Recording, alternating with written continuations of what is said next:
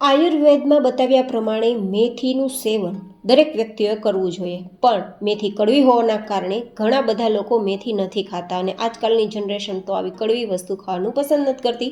તો આજ ડિમ્પલ્સ ડિશીસમાં મેથીના લાડુ તે રીતે બનાવીશું કે બિલકુલ કડવા પણ નહીં લાગે, ચીકણા પણ નહીં થાય અને લાંબા સમય સુધી ખાઈ શકો. માત્ર થોડા દિવસો ખાશો ને તો આખો વર્ષ નિરોગી રહી શકશો અને પૂરા મેથીના પોષક તત્વો તમે મેળવી શકશો.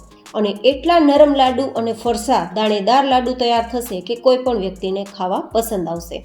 તો ચલો રેસીપી શરૂ કરીએ. તો સૌથી પહેલાં આપણે અહીંયા મેજરમેન્ટ માટે ઘરમાં રહેલી વાટકી અથવા મેજરિંગ કપને સેટ કરી પછી બધું જ માપ તેનાથી લેવાનું. તો હું અહીંયા 100 ગ્રામ અને એક ઘરમાં રહેલી વાટકીના માપથી 1 વાટકી જેટલી મેથી દાણા લઉં છું. મેથી દાણાને પહેલાં મિક્સરમાં ઉમેરીને કરકરો પાવડર તૈયાર કરશું. એકદમ ફાઇન પાવડર નથી બનાવવાનો, થોડો અધકચરો કહેવાય અને કરકરો કહેવાય તેવો લોટ, જેથી આપણે તેના દાણા છે તે લાડુમાં આવે તો વધારે સારો સ્વાદ પણ આવે અને સારો સેહતનું કામ પણ કરે. તો આ રીતે કરકરો લોટ આપણો દળાઈ ગયો છે. હવે સવાલ એ છે કે મેથીના લાડુ કડવા લાગશે, તો મેથીના લાડુ કડવા ના લાગે તેના માટે શું કરવાનું તે પ્રોસેસ આપણે ખાસ જોઈએ. તો આપણે આ પાવડરને એક બીજા વાસણમાં લઈ લેશું અને હવે જે વાટકીથી આપણે મેથી લીધી હતી ને તે જ વાટકીથી 3 વાટકી જેટલું આપણે દૂધ ઉમેરીશું. આ દૂધ ગરમ પણ નથી અને ઠંડુ પણ નથી, રૂમ ટેમ્પરેચર પર હોય ને તેવું લેવાનું. હવે આ દૂધ અને મેથીનો પાવડર મિક્સ કરી દેશું. અત્યારે તમને આ મેથીનું ગોળ એકદમ પાતળું દેખાતું હશે, પણ ટેન્શન ના લેતા, જેમ સમય જશે ને તે મેથી દાણા બધું જ દૂધ શોષી લેશે અને પરિણામે મેથી દાણાનો જે પાવડર છે તેના થોડા અધકચરા દાણા છે ને તે ફૂલીને મોટા પણ થઈ જશે અને પરિણામે સોફ્ટ પણ થઈ જશે અને આ બધું જ દૂધ શોષાઈ જશે.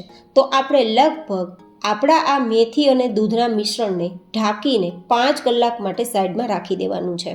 હવે આ મેથીનો પાવડર દૂધમાં 5 કલાક સુધી પલળશે ને તો મેથીની કડવાટ ઘણી બધી ઓછી થઈ જશે અને તેના ગુણધર્મો શરીરમાં મળે તે રીતે બનશે.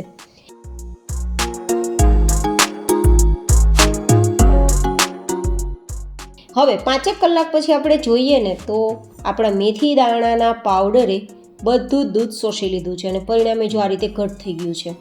હું તમને નજીકથી બતાવી દઉં કે આપણો અધકચરો પાવડરનો જે દાણો હોય ને તે ફૂલીને મોટો થઈ ગયો છે અને સોફ્ટ પણ થઈ ગયો છે, કારણ કે તેને દૂધ બધું શોષી લીધું છે. તો પરિણામે એ દાણો ફૂલી ગયો અને નરમ પણ થઈ ગયો. બસ આટલે સુધી આપણે મેથીને પલાળવાની છે.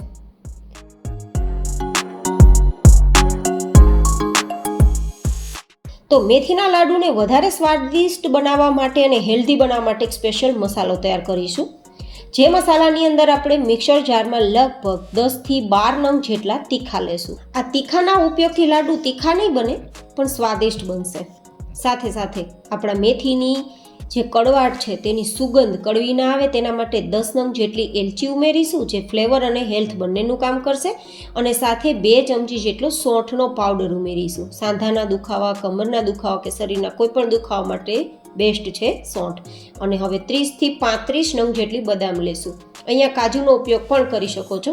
હું અત્યારે બદામ આમાં જ ઉમેરી દઉં છું જેથી સરસ મજાનું બધું મિક્સ થઈ જાય. અને હવે આપણે શ્રીલંકન તજનો ટુકડો આટલો લગભગ 1 ચમચી જેટલો પાવડર તૈયાર થાય ને તેટલો ટુકડો લેવાનો. અહીંયા તમે ઇન્ડિયન તજનો ઉપયોગ કરતા હોય ને તો આ ટુકડાથી થોડો ઓછો ટુકડો લેવાનો, મતલબ 1/4 ટીસ્પૂન જેટલો પાવડર થાય ને તેટલો જ લેવાનો. પણ શ્રીલંકન તજ છે વધારે હેલ્ધી અને સ્વાદિષ્ટ લાગે છે. સાથે આટલો મેં જાયફળનો ટુકડો લીધો છે તે ઉમેરી દેશું અને હવે એકદમ સરસ પાવડર તૈયાર કરી લેશું. આપણે આને પણ અધકચરો પાવડર તૈયાર કરવાનો છે, એકદમ ફાઇન પાવડર નહીં, બસ આટલો કરકરા જેવું. આ એક સ્પેશિયલ મસાલો છે. આ મસાલો આપણા લાડુમાં ઉમેરવાથી વધારે લાડુ સ્વાદિષ્ટ બનશે ને કડવા પણ નહીં લાગે. અને હવે આપણે અહીંયા જે વાટકીથી સામગ્રીઓ લીધી છે ને તે જ વાટકીથી અડધી વાટકી અને ગ્રામમાં જોઈએ તો 50 ગ્રામ જેટલો મેં ગુંદ લીધો છે. અને સાથે મેં ઘી જે વાટકીથી માપ લીધું તે જ વાટકીથી 1 વાટકી ભરીને જામેલું ઘી છે અને ગ્રામમાં જોઈએ તો 150 ગ્રામ જેટલું ઘી છે. હવે આપણે આગળની પ્રોસેસ કરવા માટે કડાઈમાં જે ઘી લીધું છે ને વાટકી ભરીને તેમાંથી પહેલાં 3 ચમચી જેટલું ઘીને ગરમ કરીશું, જેથી આપણે ગુંદને તળી શકીએ. અહીં આપણે જરૂર મુજબ ઘીનો જ ઉપયોગ કરીશું, જેથી તમને સમજાઈ જાય કે ઘીનો કેટલો ઉપયોગ કરવાનો છે, કઈ રીતે કરવાનો છે. તો આપણું ઘી થોડું ગરમ થવા દેવાનું છે જેથી આપણું ગુંદ તળીએ ને તો ફૂલી જાય. હવે આપણે મીડિયમ ગેસની ફ્લેમ પર થોડો ગુંદ ઘીમાં ઉમેરીશું અને ગુંદ આપણો ફૂલી ના જાય અને ફૂલવાની સાથે સાથે થોડો સોફ્ટ ના થઈ જાય ત્યાં સુધી તળવાનો છે. ગેસની ફ્લેમ હાઈ નથી રાખવાની, નહીં તો બળી જશે અને લાલ થઈ જશે. પણ મીડિયમ ગેસની ફ્લેમ પર આ રીતે આપણે ફૂલી જાય અને ફૂલતાની સાથે થોડો નરમ થઈ જાય ને ત્યારે સમજવાનું કે ગુંદ તળાઈ ગયો છે તો બહાર કાઢી લેવો. અહીંયા તમે ગુંદમાં વધઘટ કરી શકો છો, પણ પુરુષો માટે ગુંદ જેટલો જરૂરી છે તેટલો જ મેં ઉપયોગમાં લીધો છે, તો અહીંયા મેં ઓછો લીધો છે જેથી પુરુષો પણ આ લાડુ ખાઈ શકે. હવે આપણે ગુંદ તળાઈ ગયો છે તો તેને બહાર કાઢી લેશું. ગુંદ છે એ શરીરના કોઈ પણ દુખાવામાં અને ખાસ કરીને શિયાળામાં ખાવામાં આવે ને તો 4 ચાંદ લાગી જાય, શરીરમાં અદ્ભુત પોષક તત્વો મળે. તો આ રીતે ગુંદ આપણો તળાઈ ગયો છે, સાઈડમાં રાખી દઈશું. અને હવે કડાઈમાં થોડું ઘી, અડધી ચમચી જેટલું દેખાય છે તેમાં ફરીથી આપણે 1 મોટી ચમચી જેટલું ઘી ગરમ કરીશું. અને પછી તેમાં આપણે જે વાટકીથી બધી સામગ્રીઓ લીધી છે ને તે જ વાટકી ભરીને 3 વાટકી જેટલો અહીંયા આપણે ઘઉંનો લોટ લેશું, જેમાંથી રોટલી બનાવીએ ને તે લોટ લીધો છે. આપણે મેથી દાણા કરકરા રાખ્યા છે ને તો અહીંયા આપણે લીસો લોટ મતલબ ઘઉંનો ઝીણો લોટ લેવાનો છે.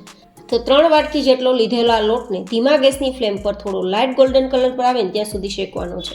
ગાઈઝ, એકવાર આ રીતે મેથીના લાડુ તૈયાર કરજો, તમને મેથીના ગુણધર્મો પણ મળશે અને મેથીના લાડુ કડવા બિલકુલ નહીં લાગે, જેથી કોઈ પણ વ્યક્તિ મેથીનો લાડુ ખાવા માટે તૈયાર થઈ જશે.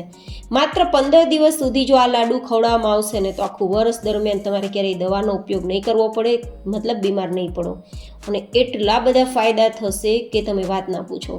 જો તમને ડાયાબિટીસ ઓછું રહેતું હોય તો તમે આ લાડુ ખાઈ શકો છો અથવા ડૉક્ટરની સલાહ મુજબ આ મેથીના લાડુનો ઉપયોગ કરી શકો છો. હવે આ રીતે આપણો લોટ થોડો લાઇટ ગોલ્ડન કલર પર આવી ગયો છે, શેકાઈ ગયો છે, તો નીચે ઉતારી તેને પણ આપણે ગુંદ શેકેલા વાસણમાં જ આ લોટને રાખી દઈશું. અને મેં આજે તમને જે લાડુની રેસીપી બતાવી છે ને એટલી સરળ રીતે બતાવી છે કે કોઈ પણ વ્યક્તિ બનાવી શકે. અને હવે ફરીથી આપણે તે કડાઈમાં 2 થી 3 ચમચી જેટલું ઘી ઉમેરીશું. અત્યારે હું 2 ચમચી ઉમેરું છું, પછી જરૂર લાગશે તો 1 ચમચી ઉમેરશું. થોડું હલકું ગરમ થાય પછી આપણે જે મેથી પલાળીને રાખી હતી ને, મેથીનો પાવડર પલાળીને રાખ્યો હતો ને તેને ઉમેરી દઈશું. અત્યારે જો એકદમ ગઠોળા જેવું અને એકદમ ઘટ અને એકદમ ભેગું ભેગું થઈ ગયેલું હોય ને તેવું આપણું મિશ્રણ દેખાય છે, પણ આ મિશ્રણ એકદમ સરસ શેકાતા છૂટું છૂટું થઈ જશે. તમને એવું લાગતું હશે કે મેથી દાણાને પલાળવા માટે આપણે જે દૂધનો ઉપયોગ કર્યો છે ને તેના કારણે આ લાડુ લાંબા સમય સુધી સારા નહીં રહે અને કદાચ ખરાબ પણ થઈ જાય, પણ એવું ના વિચારતા ગાઈઝ, આપણે એ રીતે લાડુ તૈયાર કરશું કે લાડુમાં દૂધનો ઉપયોગ કર્યો હોવા છતાં પણ લાડુ લાંબા સમય સુધી સારા રહે. તો તેમના માટે શું કરવાનું એ પ્રોસેસ ખાસ જોવાની છે. તો આપણે આ રીતે ધીમા ગેસની ફ્લેમ પર શેકતું જવાનું છે અને સતત ચમચો ચલાવવાનો છે. જેમ જેમ તમે શેકતા જશો ને તેમ તેમ આ મેથીનો દાણો છે તે છૂટો છૂટો થતો જશે, જેનું શું કારણ, આપણે ઉમેરેલું જે દૂધ છે અને પરિણામે જે ગાંઠા થઈ ગયેલું મિશ્રણ છે ને તે બધું જ બર્ન થતું જશે, બળતું જશે અને મોઇશ્ચર બળવાના કારણે આપણો મેથીનો દાણો છે તે એકદમ છૂટો છૂટો થઈ જશે. અને એકદમ સરસ છૂટો થઈ ગયેલા મેથીના દાણાને તમે લાડુ બનાવવામાં ઉપયોગમાં લેશો ને તો લાંબા સમય સુધી લાડુ સારો જ રહેશે. જો દૂધનું મોઇશ્ચર થોડું પણ મેથી દાણામાં રહી ગયું ને તો લાડુ ખરાબ થઈ જ જશે, પણ મોઇશ્ચર બિલકુલ ના રહેવું જોઈએ, દૂધનું મોઇશ્ચર બળી જવું જોઈએ ત્યાં સુધી શેકવાની છે આપણી મેથી. અત્યારે તમે જુઓ એક મેથીનો દાણો છૂટો થઈ ગયો છે, પહેલાં ટેક્સચર કેવું હતું અને અત્યારે શેક્યા પછી કેવું છે. આ બંને વચ્ચેના ડિફરન્સ ઉપરથી તમે સમજી શકશો કે અત્યારે દૂધનું મોઇશ્ચર બિલકુલ નથી, દૂધ બધું સરસ બળી ગયું છે અને મેથી દાણા સાથે મિક્સ થઈ ગયું છે. આટલું સરસ છૂટું છૂટું અને છૂટો છૂટો મેથીના દાણો તૈયાર થાય ત્યાં સુધી શેકીને પછી નીચે ઉતાર લેવું. ધીમા ગેસની ફ્લેમ પર શેકશો તો આટલું સરસ શેકાઈ જશે, નહીંતર બળી જશે અને દાણો બરાબર શેકાશે નહીં. હવે જે બાકી બચેલું ઘી છે ને લગભગ 2 ચમચી જેટલું હજુ પણ બચ્યું છે, તો એ બધું જ ઘી હવે આપણે ફરીથી આ કડાઈમાં લઈ લેશું અને હવે આપણે મીઠાશ ઉમેરીશું. તો જે વાટકીથી આગળની સામગ્રી લીધી ને તે જ વાટકી ભરીને 3 વાટકી જેટલો આપણે ગોળ ઉમેરીશું. અહીંયા આ ગોળ એકદમ સરસ સુધારેલો છે, જેનું કારણ છે ગોળ સુધારવાની પરફેક્ટ ટેકનિક. તો તમે પણ જો ઈચ્છતા હોય કે ફટાફટ તમારો ગોળ સમારાઈ જાય વિના ઝંઝટ, તો તે રેસીપી જોવા માટે ઉપર આઈ બટનમાં લિંક આપી છે, તમે જોઈ શકો છો. હવે અહીંયા આપણે કોઈ પણ પ્રકારનો પાયો નથી કરવાનો, માત્ર આપણા ગોળને ઓગાળવાનો જ છે. અને આપણો આ ગોળ છે ધીમા ગેસની ફ્લેમ પર જ્યાં સુધીમાં ઓગળે ત્યાં સુધીમાં આપણે આગળની પ્રોસેસ જોઈ લઈએ. તો આપણે જે બધી સામગ્રી ભેગી કરી છે ને, ઘઉંનો લોટ છે, મેથી શેકેલી છે, ગુંદ છે, તેમાં જ આપણે જે સ્પેશિયલ મસાલો તૈયાર કર્યો ને તે મસાલો ઉમેરી દઈશું અને પછી આ બધું જ જે મિશ્રણ છે ને તેને એકવાર ભેગું કરી દઈશું, મિક્સ કરી દઈશું, જેથી ગોળ જેવો ઓગળે કે ફટાફટ તેને ઉમેરી શકીએ. હજુ પણ આપણે આમાં એક સામગ્રી ઉમેરવાના છે, જે આપણા લાડુને વધારે હેલ્ધી પણ બનાવશે, સ્વાદિષ્ટ પણ બનાવશે અને આપણા લાડુની કડવાણી પણ દૂર કરશે. ગાઈઝ, તમને આ રીતે લાડુ તૈયાર કરવાની રેસીપી કેવી લાગી તે મને તમારા ફીડબેક કોમેન્ટમાં જરૂર બતાવજો. અને બિલીવ મી ગાઈઝ, આ લાડુ બિલકુલ કડવા નહીં લાગે. બાળકોથી લઈને કોઈ પણ ઉંમરની વ્યક્તિને ખવડાવી શકશો, બીમાર વ્યક્તિને પણ ખવડાવી શકશો, આફ્ટર પ્રેગ્નન્સી પણ ખાઈ શકશો. અને મહિલાઓ ખાશે તો તેમને ક્યારેય શરીરની અંદર થતા કોઈ પણ પ્રકારના દુખાવા, જેમ કે કમરના દુખાવા, સાંધાના દુખાવા, પગના દુખાવા, ગોઠણના દુખાવા બિલકુલ નહીં થાય. પુરુષો પણ ખાઈ શકે, પણ લિમિટમાં ખાઈ શકે. હવે આપણો ગોળ એકદમ સરસ ઓગળી ગયો છે, તો ગેસની ફ્લેમ બંધ કરી દઈશું અને આ ઓગાળેલા ગોળને આપણા મિશ્રણ જે ભેગું કર્યું છે ને તેમાં ઉમેરી દઈશું અને પછી મિક્સ કરી દઈશું. એકવાર મિક્સ કર્યા બાદ હું તમને જે કહું છું ને કે એકદમ હેલ્ધી સામગ્રી ઉમેરીશું, તેનો ઉપયોગ કરશું. અત્યારે મેં નથી કર્યો, જેનું કારણ હું તમને આગળ બતાવું. તો એકવાર આ રીતે મિક્સ કર્યા બાદ આપણે જે વાટકીથી આગળની સામગ્રી લીધી ને તે જ વાટકી ભરીને 1 વાટકી જેટલું ટોપરાનું છીણ લેવાનું છે. તમે અહીંયા ટોપરાના વાટકા આવે ને તેને ખમણીને, જે મોટું ખમણ કહેવાય ને, તેનો ઉપયોગ પણ કરી શકો અને થોડું વધારે ઉપયોગમાં લેવું હોય ને તો પણ લઈ શકો.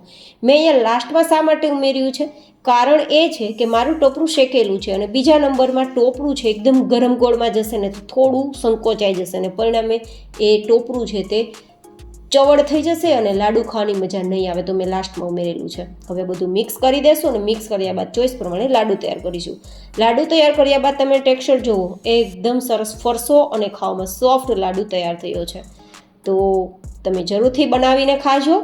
ફરી મળીશું એક નવી જ હેલ્ધી રેસીપી સાથે. ત્યાં સુધી stay healthy and stay happy.